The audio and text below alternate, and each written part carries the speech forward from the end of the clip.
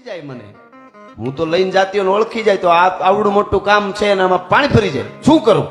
જોતા જોતા જોતા જોતા જોતા આમ નજર પડી, માથે હુંડલો, હાથમાં હાવળનો, અને ધીરો ધીરો ધીરો મસ્તીમાં એક જુવાન વયો આવે, નામ એનું ભીમડો રખે હરો, વાલ્મીકી સમાજનો એક યુવાન સાહેબ, એ વયો આવતો હતો ને એના સામે, એ ભીમડા અહીંયા અહીંયા અહીંયા અહીંયા, શું છે?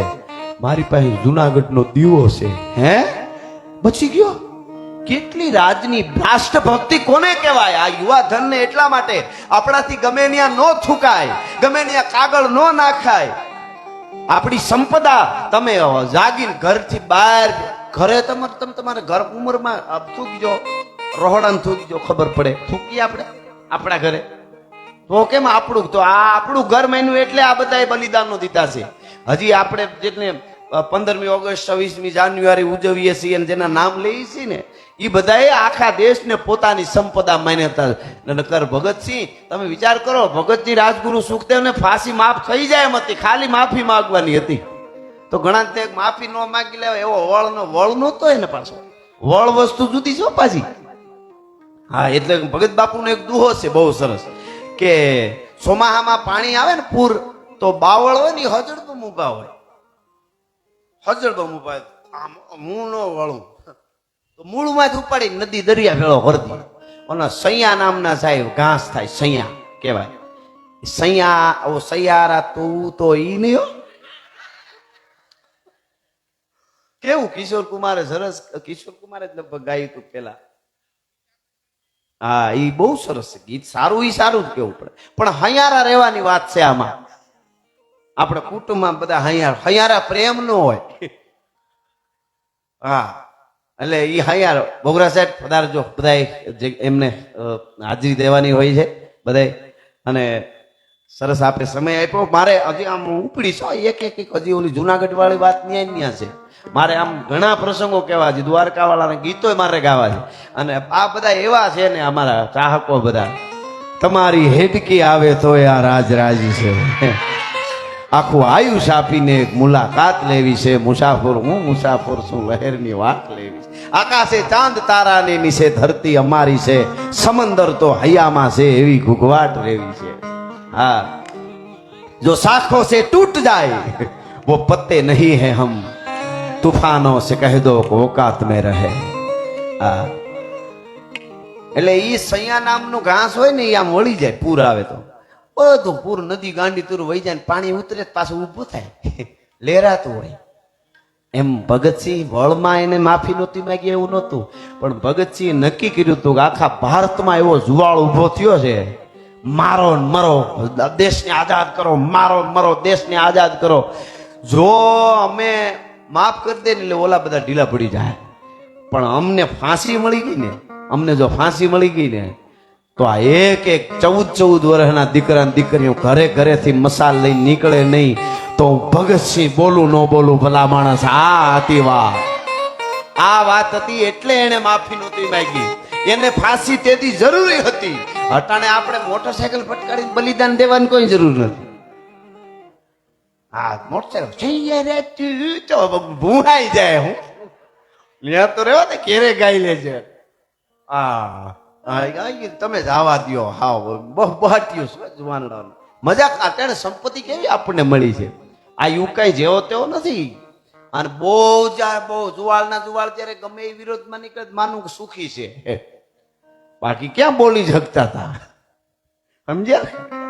અત્યારે મોજ છે, હા આઝાદ થઈ ગયા છે એટલે બોલી છે, ભરપૂર આઝાદી અટાણે છે. હા, ખરેખર મોજે મોજે દરિયા છે, બધું જે જોઈ મળી જાય છે. પેલાના જમાનામાં અમુક વડીલો આવ્યા હોય તો એને પૂછો, હારા માણસની જમણવાર હોય તો 2 દી પહેલા ખાવાનું બંધ કરી દીધા, નકર કે એવરેજ નહીં આવે લાડવામાં.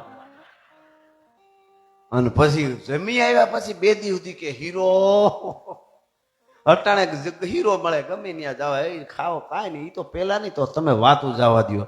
પેલા તો સોળના ભાભાએ પહેર્યા હોય તો પ્રાંસા નવા હોય તો ઉપલો ડિપાર્ટમેન્ટ જૂનો હોય, અને એ ભાભા એવા થીગડા માથે થીગડા, હો થીગડા માથે થીગડા, એમાં પડકા ઘરી જતા બિહાઈન મરી જતા એમને, એવા મજબૂત ભાભા. અમુક ભાભલાઓનો સોરણો ધોવા લઈ ગયા હોય ને નદીએ તો મગર્યું ગુના મૂકી દેતી. અમે બેભાન થઈ જાવ, કારણ કે ઈ બધા મેલા હળદા હોય એમનું બધું, એટલે પરિસ્થિતિ એવી હતી એમ. અને હટાણે મોજે દરિયા છે. એટલે મૂળ વાત ઉપર આવું આપને હું કહું કે આ મને ગમે છે એટલે વાત.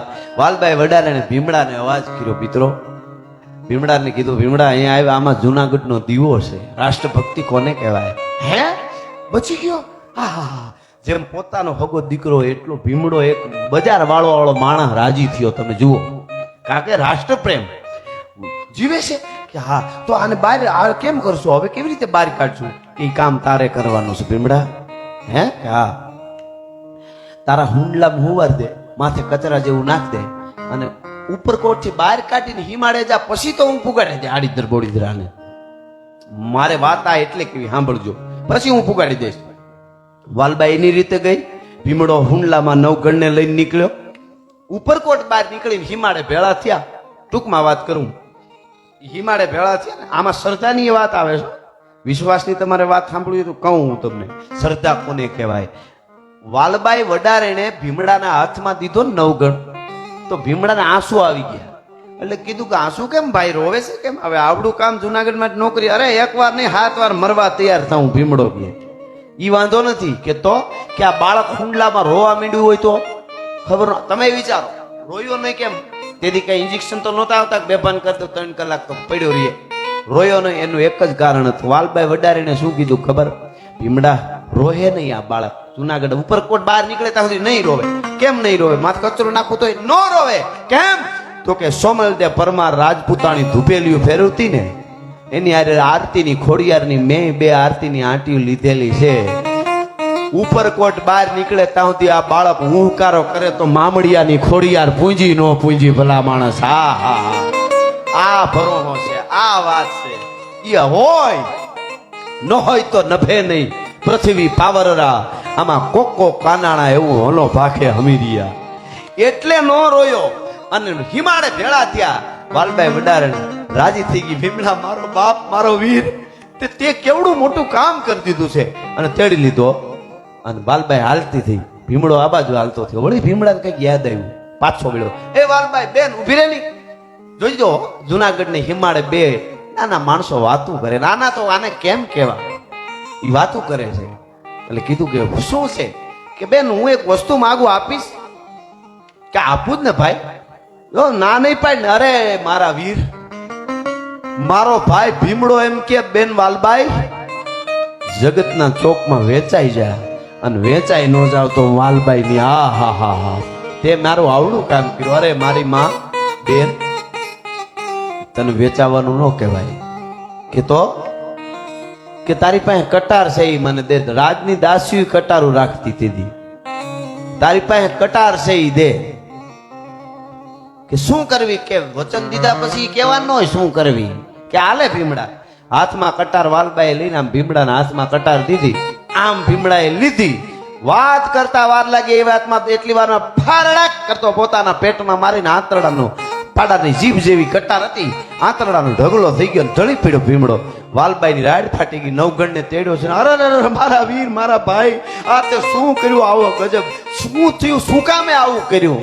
મિત્રો હવે જે ભીમડો બોલ્યો છે, બેન વાલબાઈ છેલ્લા શ્વાસ લેતા લેતા, જુનાગઢના રાનો કુંવર 6 મહિનાનો, અને આવડા સોલંકીઓના પેરા, અને એમાંથી મેં બહાર કાઢ્યો. મેં મરતો બોલે છો. એક જુવાન, નાનો ઓળો એક જુવાન, આવડી મોટી વાત હારાના પેટ ફાડી નાખે કે જુનાગઢના રાને આટલી ચોકીઓમાંથી, આટલી સિક્યુરિટીમાંથી મેં બહાર કાઢ્યો.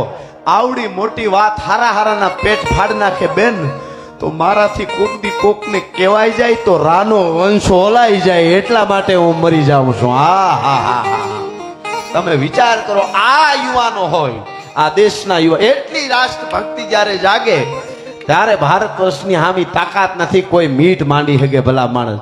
અને એ આપણી પાસે છે, આપણી પાસે બધુંય છે. એટલે એ આપણું સાહિત્ય